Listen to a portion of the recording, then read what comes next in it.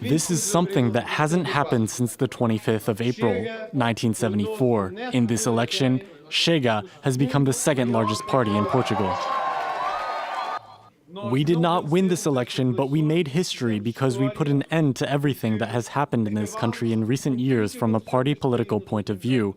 And make no mistake, nothing will ever be the same in Portugal. So a lot of elections, a lot of results. Let's analyse them for you now with our correspondent Dave Keating, who joins us live from Brussels. So Dave, in the end then, the far right not winning in Romania, although few would doubt that, of course, they've done a lot better than they initially expected. They did do better as well in Poland and in Portugal as well. Indeed. I mean, you could call this weekend the triumph of the centrist mayors, but then when you start looking at the details, as so often for pro-Europeans, there's good news and bad news here. So, of course, we have the result in Romania. People were very worried about the nationalist candidate, George Simion, winning. He was here in Brussels last week trying to make himself out to be more of a centrist than his history would suggest, to reassure Romanians that electing him would not take them on a path similar to Hungary, who he has gotten very close with, Viktor Orban. In the end, they chose the centrist pro-EU mayor of Bucharest, Nicu Surdan, and that was actually a surprise to people here, because talking to people here, it sounded like they were kind of girding themselves for Simion's win, calling him maybe the next big thing. He was going to team up with Giorgia Meloni. He's in her same political group. Now a very big change. Now over in Poland, again, we had a centrist pro-EU mayor coming first. That's Rafał Trzaskowski. However, he did not win by as much as expected, and that's, of course, making people nervous, because that was just the first round of the Polish presidential election. We still have the second round on June 1st, and now this is looking like a much closer race than was previously thought. Then, of course, we have the results in Poland. It cannot be stressed enough. The far right in Portugal, the far right in both Portugal and Spain has really come out of nowhere. These were the two countries that were seen as inoculated against the far right for decades, because they just came out of far right dictatorships in the 1970s in very recent memory. And you heard there in the clip the leader of Chega saying that this has never happened, that they've achieved this victory since 1974. Well, that's since the far right dictatorship ended in Portugal.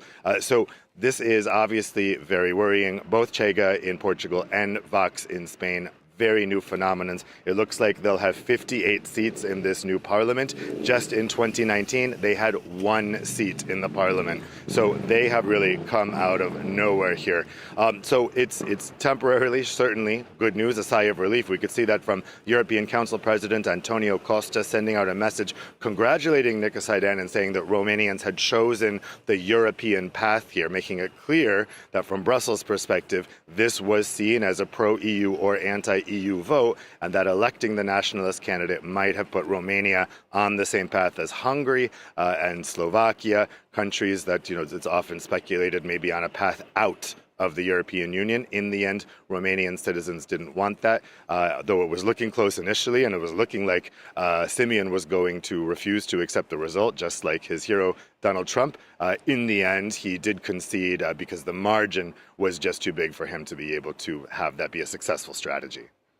Dave, let's bring in another country, shall we? This is the UK. Different issue, of course, but the UK and European Union officials are going to be meeting in London together. This is to discuss closer ties in their first official summit, would you believe, since Brexit.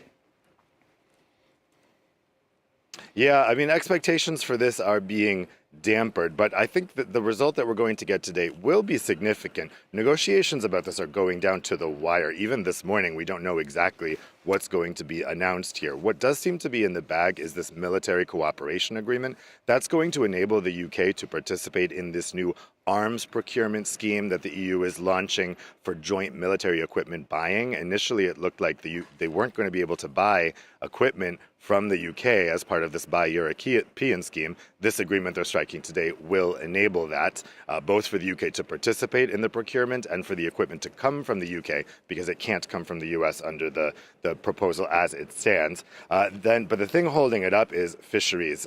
So France has really been insisting for some concessions from the UK on fisheries in order to sign this defence pact. From the British side, they're saying, we're the ones with the cards here. We're the ones who you need, because the UK and France are really the EU's only two significant military powers. And so there's no reason for the UK to be making concessions. We still don't know what that fisheries agreement will look like. There's also disagreement on sanitary and phytosanitary measures. So those are the two unknowns that we'll have to watch here when there's a press conference at 1:30 Brussels time, when they announce what they've agreed. But again, it looks like we will have this defense pact, and we'll have some kind of liberalization of trade and visas, but that will be fairly minor. I think that will just be mood music looking forward ahead to possible agreements in the future. Dave, thanks very much. Dave Keating, our correspondent, talking to us live there from Brussels.